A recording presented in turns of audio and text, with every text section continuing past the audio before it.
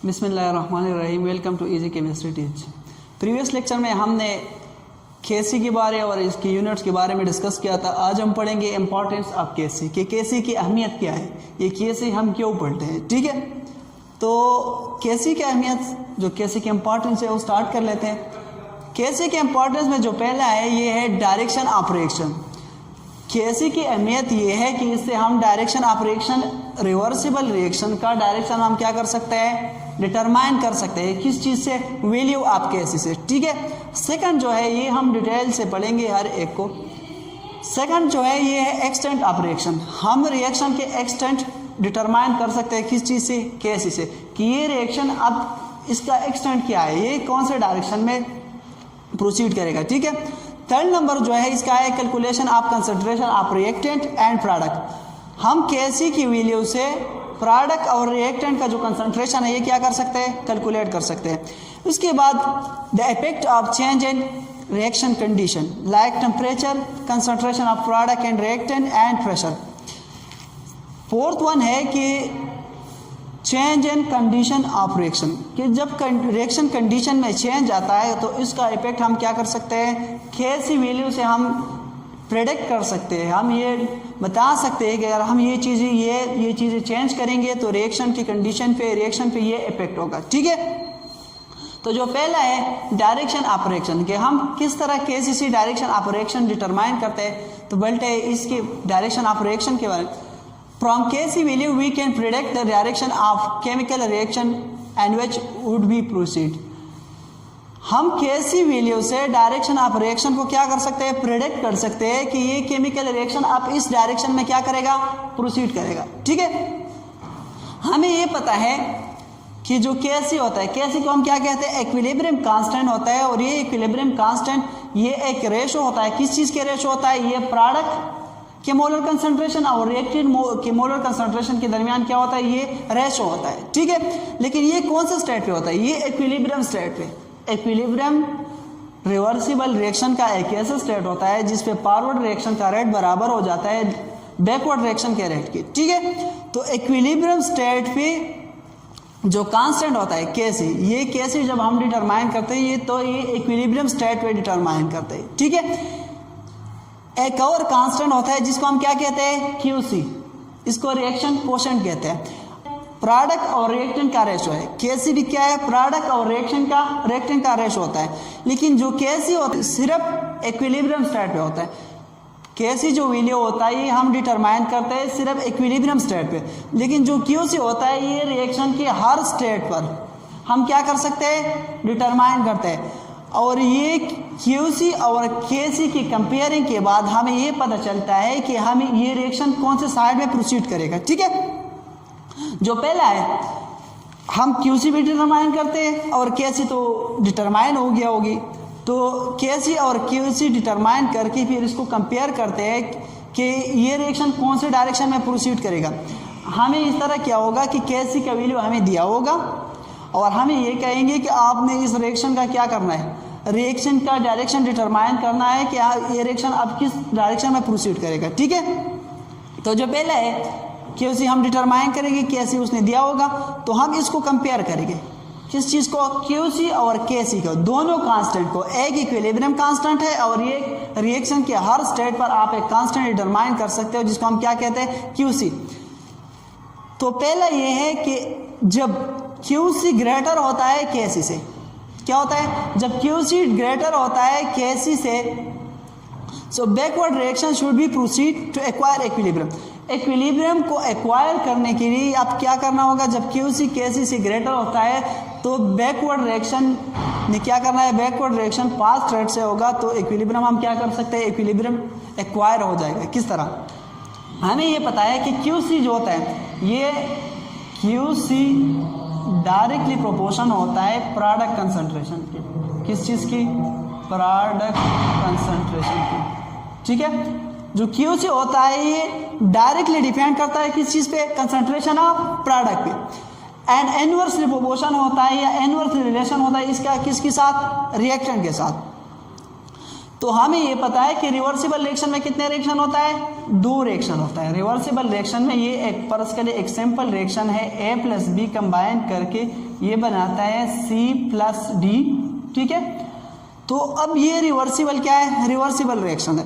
Reversible reaction में क्या होता है, पहले रिएक्शन में A प्लस बी कंबाइन करके C प्लस डी बनाते हैं, लेकिन इसमें जो बैकवर्ड रिएक्शन होता है, जो रिवर्स रिएक्शन होता है, रिवर्स रिएक्शन में C प्लस डी मिलके क्या बनाते हैं, A प्लस बी बनाता है, ठीक है। जो QC होता है ये डायरेक्टली डिपेंड करता है किस चीज पे, प्रोडक्ट पे। जितना प्रोडक्ट ज्यादा होगी उतना QC का वैल्यू क्या होगा, ज्यादा होगा। जितना प्रोडक्ट कम होगी उतना QC का वैल्यू क्या होगा, कम होगा। जितना रिएक्टेंट ज्यादा होगी इतना QC का वैल्यू क्या होगा, कम होगा। जितना रिएक्टेंट कम होता है होगा उतना QC का वैल्यू क्या होगा, ये ज्यादा होगा, ठीक है। तो QC और प्रोडक्ट के दरमियान क्या है, डायरेक्ट रिलेशन है। जब QC क्या है, ये ग्रेटर है, तो इसका मतलब प्रोडक्ट का कंसंट्रेशन क्या होगा, ज्यादा होगा। जब प्रोडक्ट की कंसंट्रेशन ज्यादा होगा तो इसका मतलब ज्यादा प्रोडक्ट क्या होगी, बना होगी। जब प्रोडक्ट ज्यादा बना है तो प्रोडक्ट है जब, और हम लोगों को ये भी पता है कि जो रिएक्शन का रेट होता है ये डिपेंड करता है किस चीज़ पे, रिएक्टेंट की एक्टिव मासेस पे या रिएक्टेंट की कंसंट्रेशन पे। अब जब प्रोडक्ट ज़्यादा है तो बैकवर्ड रिएक्शन क्या होगा, बैकवर्ड रिएक्शन में C प्लस डी मिलकर क्या बनाता है, A प्लस बी। तो इस रिएक्शन का क्या होगा, रेट ज़्यादा होगा। रेट इसलिए ज़्यादा होगा क्योंकि C प्लस डी क्या है हमारे पास, यह ज़्यादा है, ठीक है। तो QC जब KC से ज़्यादा होता है तो बैकवर्ड रिएक्शन ने फास्टर रेट से प्रोसीड करना है कि क्या करे, इक्विलिब्रियम को एक्वायर करे। सेकंड कंडीशन क्या हो सकता है कि QC जब बराबर हो KC की। अभी हमें पता नहीं है, एक सिस्टम हमें दिया है, इसमें केमिकल रिएक्शन हो रहा है और हमें ये पता नहीं कि ये रिएक्शन इक्विलिब्रियम में है या नहीं, ठीक है। लेकिन हमें उसके साथ उसने दिया है KC का वैल्यू, ठीक है। फाइंड किया तो हमें पता चला कि QC तो KC के बराबर है। जब हमें ये पता चला कि QC किस चीज़ के बराबर है, KC के बराबर है, तो हमें ये बता सकते रिएक्शन है ये किस स्टेट में है, ये इक्विलिब्रियम के स्टेट में। इक्विलिब्रियम के स्टेट में इसलिए है कि हमें ये पता है कि QC जो होता है ये डायरेक्टली रिलेशन होता है इसका प्रोडक्ट के साथ, इनवर्स रिलेशन होता है किस चीज़ के साथ, रिएक्टेंट के साथ। जब KC QC के बराबर होता है तो फॉरवर्ड रिएक्शन और बैकवर्ड रिएक्शन का रेट क्या होता है, इक्वल होता है। तो इस बेस पे हम कह सकते हैं कि ये रिएक्शन आप किस स्टेट में, इक्विलिब्रियम स्टेट में। तल जो कंडीशन हो सकता है, तल जो प्रोबेबिलिटी हो सकता है ये है QC लेस देन KC। ये कंडीशन ये है कि QC क्या होगा, KC से लेस होगा। जब KC QC से ज़्यादा होता है तो हमें ये पता चलता है कि अब QC का वैल्यू क्या है, कम है। QC का वैल्यू कम है तो इसका मतलब ये हुआ कि रिएक्टेंट क्या है, रिएक्टेंट ज़्यादा है हमारे पास, प्रोडक्ट कम है। तो इस बेस पे हम कह सकते हैं कि रिएक्टेंट ज़्यादा है तो फॉरवर्ड रिएक्शन का रेट क्या होगा, ये ज़्यादा होगा। जब फॉरवर्ड रिएक्शन का रेट ज़्यादा होगा तो रिएक्टेंट ने क्या करना है, फॉरवर्ड डायरेक्शन में प्रोसीड करना है कि इक्विलिब्रियम को क्या करे, एक्वायर करे, ठीक है। तो आई होप ये आपको समझ में आ गया होगा कि हम किस तरह KC से डायरेक्शन ऑफ रिएक्शन प्रेडिक्ट कर सकते हैं, किस तरह कर सकते हैं, कैसे कभी उसने हमें दिया होगा। QC हम डिटरमाइन करेंगे, KC जो होता है ये इक्विलिब्रियम स्टेट पे कांस्टेंट होता है, QC हम हर स्टेट पे डिटरमाइन कर सकते हैं। और इस दोनों को कंपेयर करने के बाद हमें ये पता चलता है कि रिएक्शन कौन से डायरेक्शन में प्रोसीड करेगा। जब QC KC से ज़्यादा होता है तो इसका मतलब कि बैकवर्ड रिएक्शन ने क्या करना है, बैकवर्ड रिएक्शन ने फास्ट रेट से प्रोसीड होना है और इक्विलिब्रियम को क्या करना है, एक्वायर करना है। जब QC KC के बराबर होता है तो इसका मतलब स्टेट, ये जो सिस्टम है ये इक्विलिब्रियम के स्टेट में है।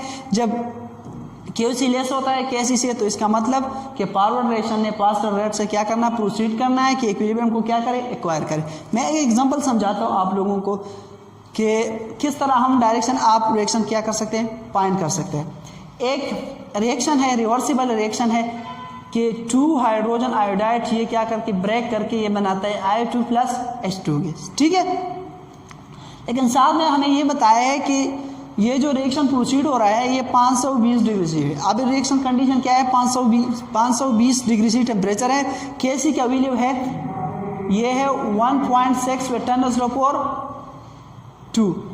इसका मतलब ये हुआ कि इक्विलिब्रियम पे जो कांस्टेंट है, जो रेशो है प्रोडक्ट और रिएक्टेंट का, ये किस चीज़ के बराबर है, 1.6 × 10⁻² की, ठीक है। लेकिन अभी जब मैंने देखा तो रिएक्ट जो सिस्टम है इसमें हाइड्रोजन आयन की कंसंट्रेशन क्या है, 0.01 मोलर है। I2 का कंसंट्रेशन क्या है, 0.01 मोलर है। और HI का कंसंट्रेशन क्या है, ये 1.02 है, ठीक है। तो मैंने क्या किया, KC का वैल्यू मुझे दिया है, मैंने QC डिटरमाइन किया। किस तरह डिटरमाइन किया, ये रिएक्शन का स्टेट है और उस पर मैंने ये एक कांस्टेंट डिटरमाइन किया। किस तरह डिटरमाइन किया, H2 का प्रोडक्ट का कंसंट्रेशन डिवाइड बाय रिएक्टेंट का कंसंट्रेशन, ठीक है। तो मैंने सारे वैल्यू लगाए, जब मैंने सारे वैल्यू लगाए और कैलकुलेशन किया तो इसे निकल आया क्या, 9.61 × 10⁻⁵ जब ये निकल आया मोल पर DMQ, तो जब ये निकल आया ना तो मुझे पता चला कि जो QC है इसका वैल्यू और KC का वैल्यू मैंने कंपेयर किया। किस तरह कंपेयर किया, एक है 9.61 × 10⁻⁵, इसको कंपेयर किया किस चीज़ साथ, ये कंपेयर किया 1.6 × 10⁻² की। तो अब जाहिर बात है ये वैल्यू क्या है, KC का वैल्यू ज़्यादा है, QC का वैल्यू क्या है, कम है।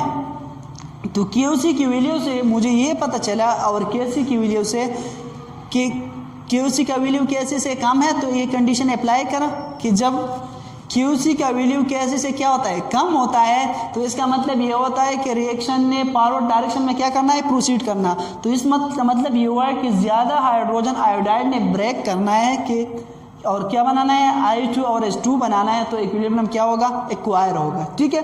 तो ये था अबाउट इम्पोर्टेंस ऑफ KC, और इसमें से जो पहला इम्पोर्टेंस था डायरेक्शन ऑफ रिएक्शन, ये आई होप आपको समझ में आ गया होगा। इंशाल्लाह नेक्स्ट वीडियो में हम पढ़ेंगे एक्सटेंट ऑफ रिएक्शन के, हम किस तरह KC से एक्सटेंट ऑफ रिएक्शन क्या कर सकते हैं, प्रेडिक्ट कर सकते हैं, ठीक है।